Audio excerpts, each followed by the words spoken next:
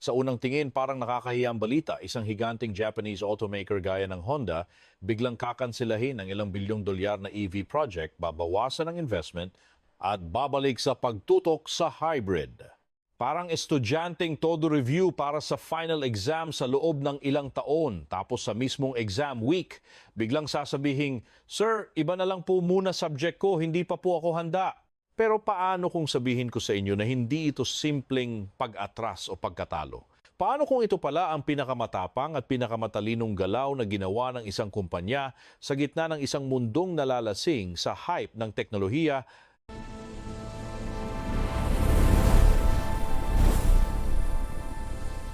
Bago natin busisihin ang mga numero at ang geopolitics sa likod nito, gusto ko lang linawin na ang videong ito ay base sa aking personal na pagsusuri at analysis. Hindi ito ginawa para manira o magbigay ng opensa sa anumang bansa, gobyerno, kumpanya o grupo ng mga tao. Layunin lang nating intindihin ang bakit at paano sa likod ng malalaking desisyong pang-ekonomiya na sa huli ay may epekto rin sa bulsa nating mga Pilipino. Sa mundong ito ng mabilisang balita, kailangan nating tingnan ang mas malalim na sistema para hindi tayo basta-basta nadadala sa mga headlines na madalas ay kulang sa konteksto. Ang central insight natin ngayon ay simple lang. Hindi sumuko ang Honda sa electric vehicle dahil ayaw nito sa teknolohiya o dahil hindi nila kaya ang engineering. Mas tama sigurong sabihin na umatras ang Honda sa sobrang bilis na EV push dahil nakita nilang mas delikado ang mawalan ng tubo kaysa mahuli ng kaunti sa uso. Sa mundong maganda pakinggan ang mga slogan tungkol sa all-electric future, ang tunay na tanong ng Honda ay mas praktikal at mas malapit sa realidad ng tao. Sino ang bibili? Magkano ang kikitain? At kaya ba talaga ng supply chain at ng bulsa ng mamimili ang presyong idididikta ng teknolohiyang ito? Para sa karaniwang pamilyang Pilipino, madaling intindihin ang dilema na ito dahil araw-araw nating ginagawa ang ganitong klaseng pagtitimbang. Kung bibili ka ng sasakyan para sa pamilya o para sa negosyo, hindi mo lang tatanungin kung future-proof ba ang makina nito o kung mukhang spaceship ba ang loob. Tatanungin mo rin kung magkano ang magiging monthly amortization nito kumpara sa sweldo mo at kung magkano ang itataas ng bill mo sa kuryente kung sa bahay ka magkakarga. Titingnan mo kung may malapit na charging station sa inyo o kung kakayanin ba ng battery ang traffic sa EDSA habang nakatodo ang aircon sa gitna ng 40-degree na init ng summer. Ang EV ay isang magandang pangarap, isang idealistikong bersyon ng ating kinabukasan na malinis at tahimik. Pero ang hybrid sa ngayon ay parang ulam na may kanin sa hapagkainan ng ordinaryong tao. Hindi ito kasing flashy na mga bagong trend, pero ito ang praktikal, ito ang nakakabusog, at ito ang kayang bayaran ng hindi nagkakautang ng baon sa leeg. Dito papasok ang malaking tanong natin. Bakit pumayag ang Honda na lunukin ang napakalaking gastos at kanselahin ang kanilang malalaking EV plans imbes na ipilit ang electric future na ipinapangako ng buong industriya? Ang sagot ay dahil sa mundo ng negosyo, minsan ay mas mahal ang magpanggap na tama ka kaysa aminin ng maaga na nagbago na ang ihip ng hangin sa merkado. Ayon sa mga opisyal na ulat noong nakaraang Marso 2026, kinansela ng Honda ang development at launch ng 3 pangunahing EV models na nakaplano sana para sa North America. Kasama rito ang Honda Zero SUV, ang Honda Zero Saloon at ang inaasahan sanang Acura RSX bilang bahagi ng kanilang malalim na reassessment sa kanilang electrification strategy. Ayon sa Reuters, inaasahang tatama ang pagkanselang ito ng hanggang 2.5 trillion yen o halos 15.7 billion US dollars sa kanilang balance sheet. Isipin nyo halagang iyon sa pera natin, daan-daang bilyong piso ang parang itinapon lang sa basurahan dahil sa mga proyektong hindi na itutuloy. Kung titingnan natin ang realistiko, ang Honda ay hindi lang basta nag-cancel ng mga modelo ng kotse. Ang kinansela nila ay ang ilusyon na sapat na ang magkaroon ng magandang slogan at eco-friendly na image para kumita sa EV market. Sa tingin ko, ito ang unang malaking logic block na kailangan nating pag-usapan. Ang EV Dream ay napakabilis sa mga PowerPoint presentation at sa mga speech ng mga politiko, pero napakabagal nito pagdating sa totoong wallet ng mga consumer.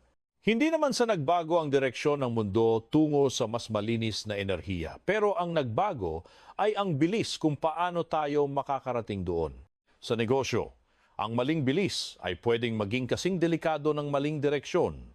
Sa nakaraang mga taon, maraming automaker ang kumilos na parang sigurado na ang demand para sa EV ay tuloy-tuloy na sasabog at walang katapusan ang pag-akyat. Ang mga government targets sa Europe at US, ang pressure mula sa mga climate advocates at ang hype na dala ni Elon Musk at NG Tesla ay nagtulak sa lahat na tumalon sa bangin nang hindi tinitingnan kung gaano kalalim ang tubig. Kaya natural lang na ang Honda, kahit kilala silang mas konserbatibo kaysa sa iba, ay napilitang sumabay sa agos para hindi magmukhang napag-iiwanan.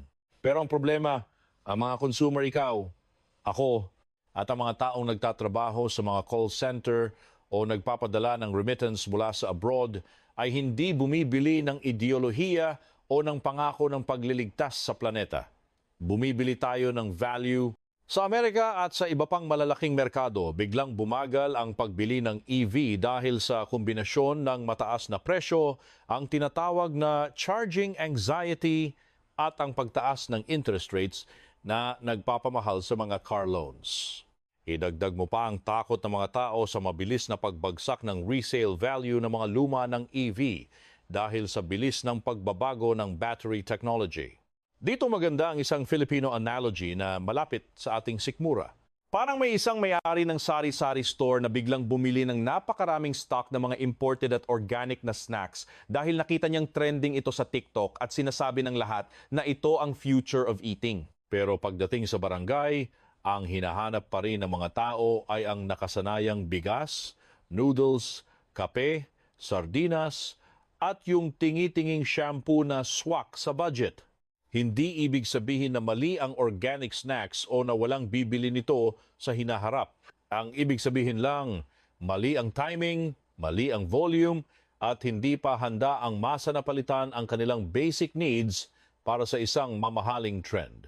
Kung susuriin natin ang mekanismo sa likod nito, kapag ang isang automaker ay nag-invest sa EV, hindi lang ito simpleng paggastos para sa disenyo ng isang sasakyan. Gumagastos sila sa pagbuo ng bagong platforms, sa paghahanap ng battery sourcing, sa conversion ng mga dambuhalang pabrika, sa paggawa ng software architecture, at sa libu-libong kontrata sa mga suppliers. Kapag hindi dumating ang inaasahang dami ng mamimili, ang lahat ng investment na iyon ay hindi lang basta gastos. Nagiging mabigat na bato sila na pwedeng magpalubog sa buong kumpanya. Noong Mayo 2025, sinabi na ng Honda na babawasan nila ang kanilang planned investment sa electrification at software ng 30%.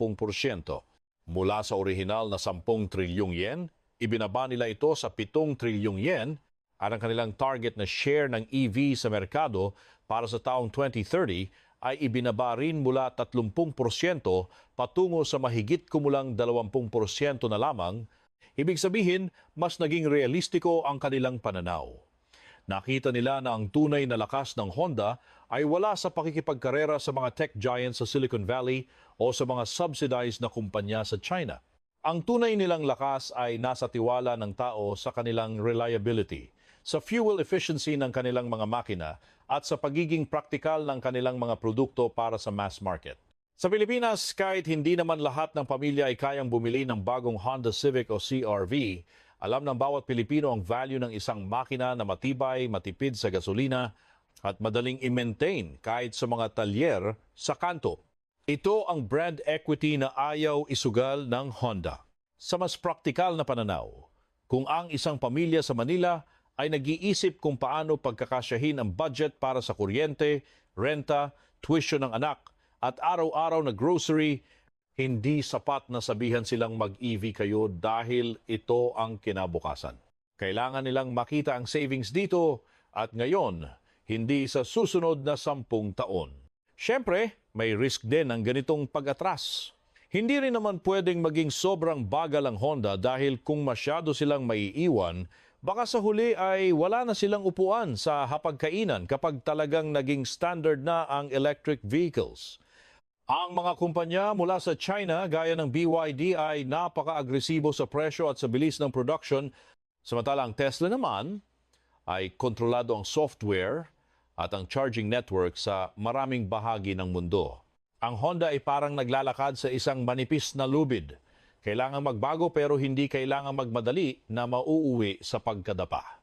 Ang Honda Prologue na inilabas nila sa US ay isang halimbawa ng kanilang dahan-dahang pagpasok sa EV world, pero malinaw na hindi ito sapat para baguhin ang buong identity ng kumpanya sa loob ng isang gabi.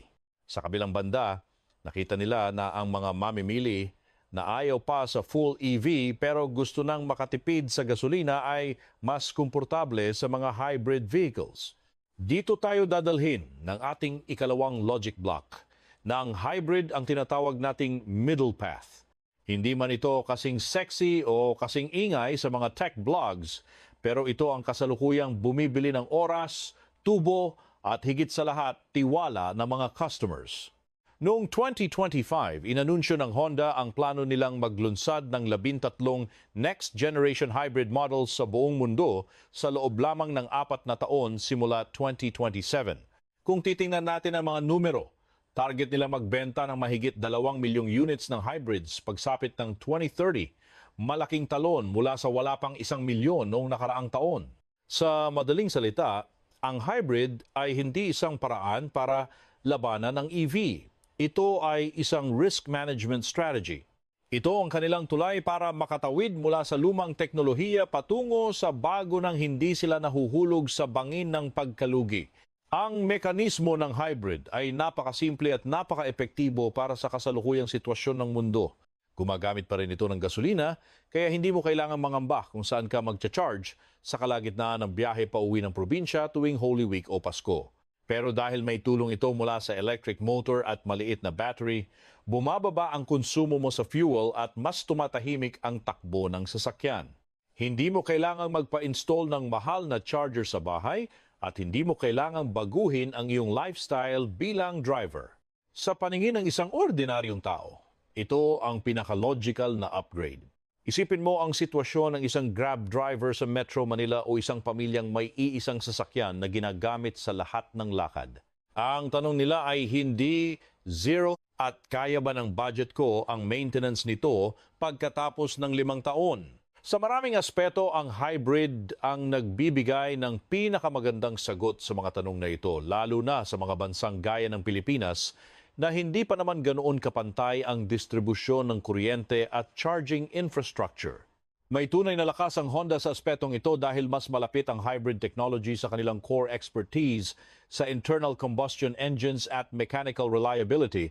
Sa halip na makipagkumpetensya sa paggawa ng pinakamalaking computer screen sa loob ng kotse, nagfo-focus sila sa kung ano ang talagang kailangan ng tao. Isang sasakyang hindi ka bibiguin. Siyempre, may limitasyon din ito dahil sa huli, gumagamit pa rin ito ng fossil fuel. Hindi ito ang final destination kung pag-uusapan ay ang tuluyang pag-alis sa carbon emissions, pero sa ngayon, ito ang pinaka-realistic na hakbang. Ang Toyota ang nagsilbing benchmark sa landas na ito. Matagal silang binatikos ng mga tech experts at tinawag na laggards o mabagal dahil hindi sila agad bumuhos ng pera sa full EV gaya ng ginawa ng Volkswagen o General Motors. Pero nang biglang lumamig ang hype sa EV at lumakas ang demand para sa hybrid, biglang nagmukhang mga henyo ang mga strategists ng Toyota. Sa tingin ko, ang Honda ay sumusunod na rin sa ganitong practical na landas. Mas mabuti nang magbayad ng bilyon-bilyon ngayon para kanselahin ang mga maling proyekto kaysa ituloy ang mga ito at mawalan ng mas malaking halaga sa hinaharap dahil walang gustong bumili ng produkto mo. Sa konteksto ng Pilipinas at ng buong ASEAN region, ang hybrid ang parang half-price muna sa ating transition sa transportasyon.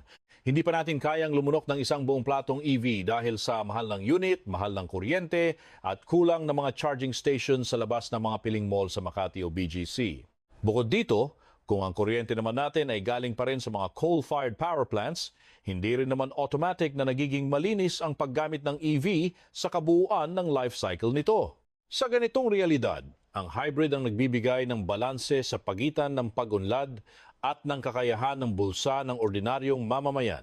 Kaya naman kapag nababasa natin ang tungkol sa bilyon-bilyong dolyar na tinapon ng Honda, kailangan nating intindihin ang konsepto ng sunk cost. Sa mundo ng corporate strategy, kapag nakita mo ng mali ang tinatahak mong direksyon, ang pinakamahal na bagay na pwede mong gawin ay ang ituloy ito para lang hindi ka mapahiya. Parang isang pamilya na nag-down payment na sa isang napakamahal na wedding venue pero nalaman nilang nawalan pala ng trabaho ang breadwinner at hindi na nila kakayanin ang buong handaan.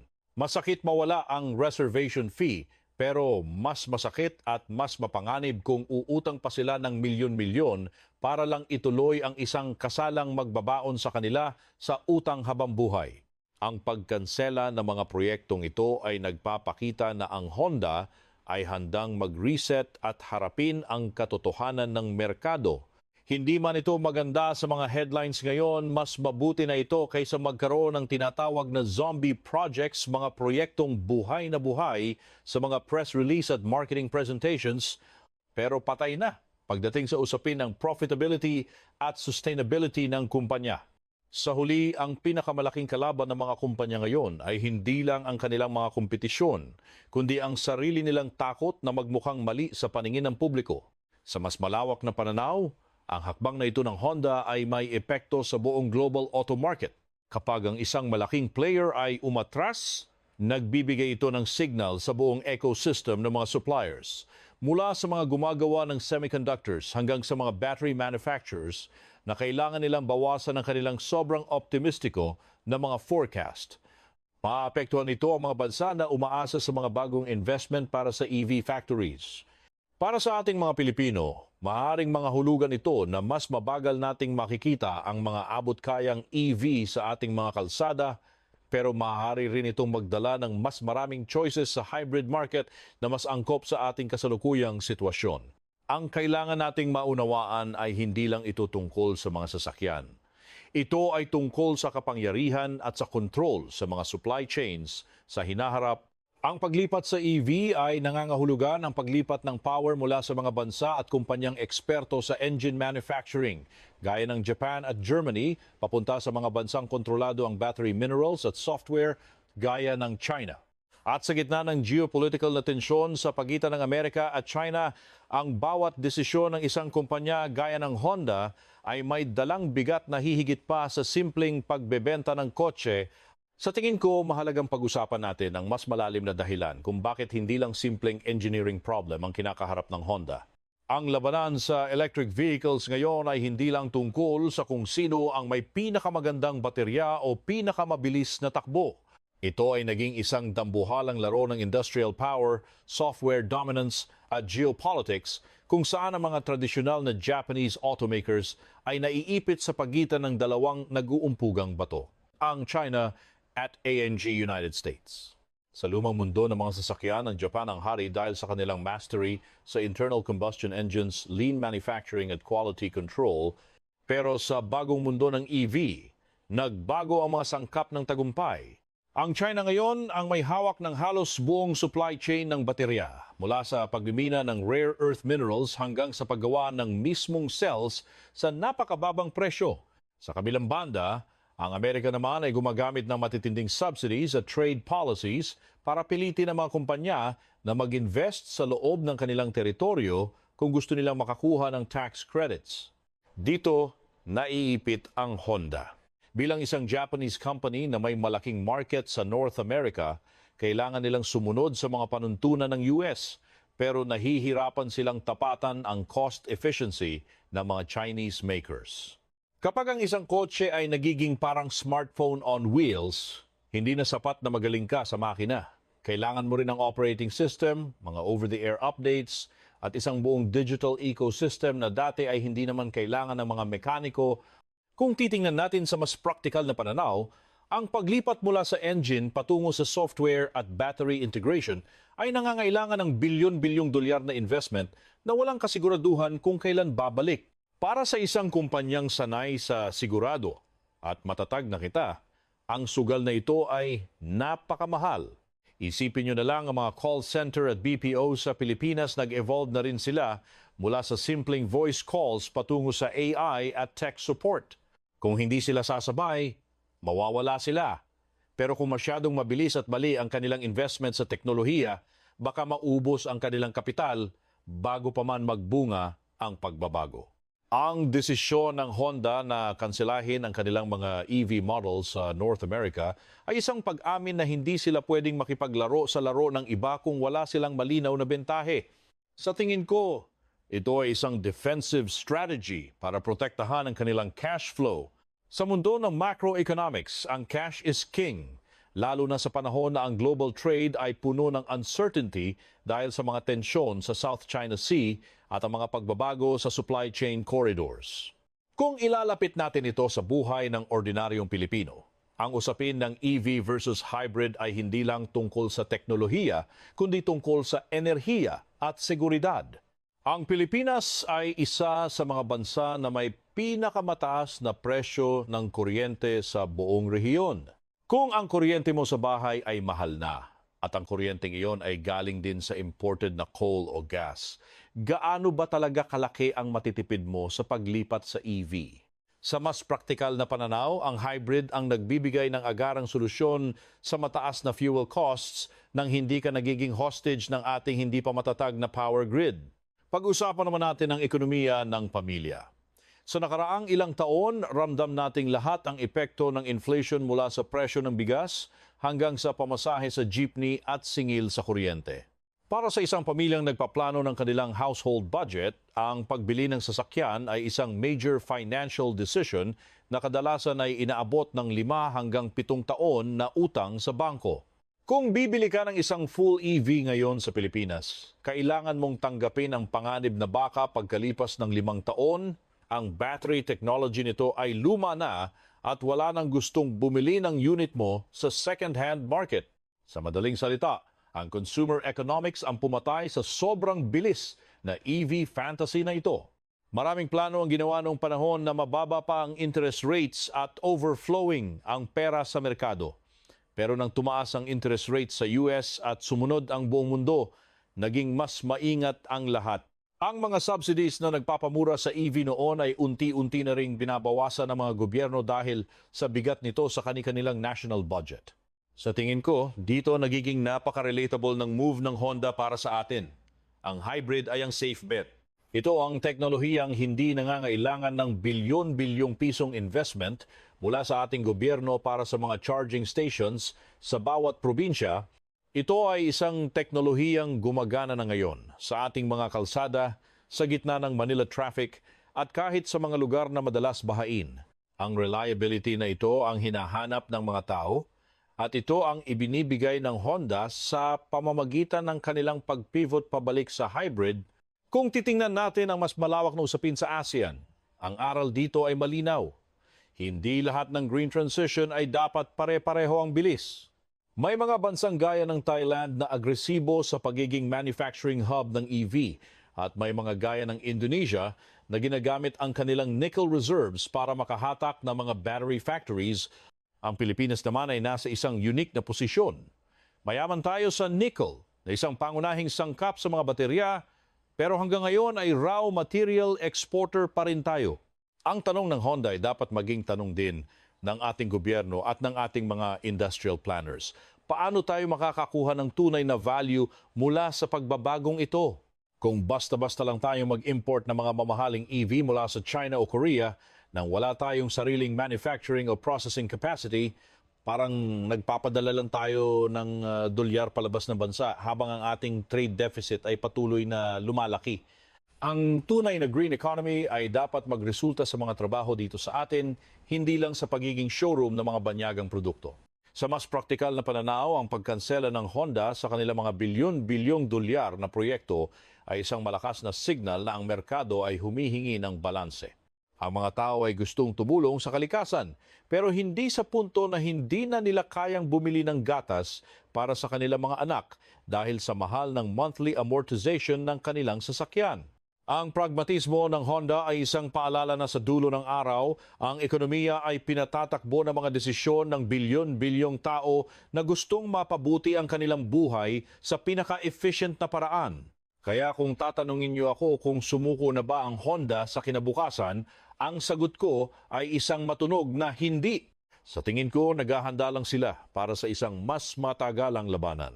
Ang pag-atras nila sa ilang EV projects ay parang pag-atras ng isang boksingero para umiwas sa isang knockout punch upang makahanap ng tamang tiempo para sa isang counter-attack. Mas mabuting aminin ang pagkakamali sa timing ngayon kaysa ipilit ang isang diskarte na magdadala sa iyo sa bangkarota. Para sa ating mga Pilipino, ang aral dito ay huwag tayong masyadong padala sa mga trends na galing sa mga bansang mayayamang wala namang kaparehong problema sa atin. Ang ating realidad ay ang mahal na kuryente, ang matinding baha, ang kulang na infrastruktura at ang limitadong budget ng bawat pamilya. Ang anumang teknolohiya o pulisiya na ipatutupad natin ay dapat sumasalamin sa mga katotohanan ito. Ang green transition ay kailangang maging inklusibo at hindi lang para sa mga mayayaman na kayang bumili ng pangalawang sasakyang pang-coding. Kung titingnan natin ng realistiko ang hinaharap, ang transportasyon sa Pilipinas ay malamang na maging isang mix ng iba't ibang teknolohiya. May mga EV para sa mga fixed routes gaya ng mga e-trikes, at marahil ay mga modernized jeepneys sa mga sentro ng lungsod.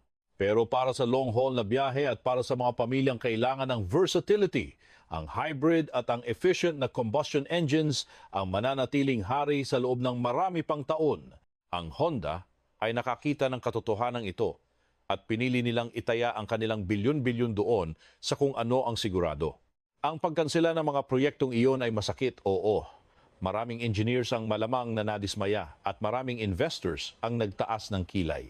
Pero sa isang mundong mabilis magbago, ang pinaka-dangerous na posisyon ay ang pagiging rigid o matigas ang ulo. Ang kakayahan ng Honda na mag-pivot kahit na kailangang lunukin ang napakalaking financial hit ay nagpapakita ng isang matatag na corporate governance na mas inuuna ang survival at long-term profitability kaysa sa panandaliang papuri ng media. Sa huli, ang kwento ng Honda ay hindi lang kwento ng isang kumpanya ng kotse. Ito ay kwento ng ating panahon, isang panahon kung saan ang ambisyon ay kailangang makipagbuno sa realidad ng supply chain geopolitics at ang limitadong bulsa ng mga mamimili. Ito ay paalala sa bawat isa sa atin na sa paggawa ng anumang desisyon, maliit man o malaki, kailangan nating tingnan ang sistema sa kabuuan nito. Huwag tayong tumingin lang sa shiny na cover ng teknolohiya. Tingnan din natin ang makina sa loob, ang gasto sa kuryente, at kung may mapagtataguan ba tayo kapag umulan na ng baha sa ating mga kalsada. Ang Honda ay hindi nagtapon ng bilyon-bilyong dolyar dahil nawalan ito ng paniniwala sa isang electric future. Itinapon nito ang bahagi ng kanyang plano dahil ayaw nitong itapon ang buong kumpanya sa altar ng maling timing at sobrang bilis na ekspektasyon. Ang masakit na aral dito para sa buong industriya ay ito. Hindi sapat ang mauna sa hinaharap. Kailangan mong makarating doon ng buhay, kumikita, at higit sa lahat, may mga customers na handang sumakay kasama mo sa biyaheng iyon. Para sa Pilipinas, ito ang tunay na punto.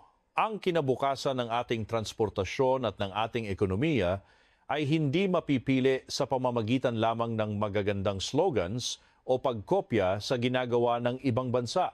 Mapipili ito sa pamamagitan ng pagtingin sa presyo ng ating kuryente, sa presyo ng gasolina, sa sweldo ng ordinaryong pamilyang Pilipino, sa tibay ng ating supply chain sa ASEAN, at sa kakayahan ng ating bansa na hindi lang maging consumer, kundi maging active participant sa pagbabagong ito. Kaya ang Honda Pivot ay hindi lang balita mula sa Japan o Amerika, ito ay isang mahalagang paalala sa ating lahat na ang green transition ay hindi isang karera kung sino ang pinakamalakas sumigaw o pinakamaganda ang marketing campaign. Ito ay isang karera ng kung sino ang pinakamagaling magbilang, pinakamagaling magplano, at pinakamagaling umintindi sa tunay na pangangailangan ng tao sa gitna ng isang mundong puno ng uncertainty. Sa dulo, ang pragmatismo ang mananalo. Dahil ito lang ang tanging paraan para makarating tayo sa ating destinasyon nang hindi tayo nababaon sa utang o naiiwan sa gitna ng daan.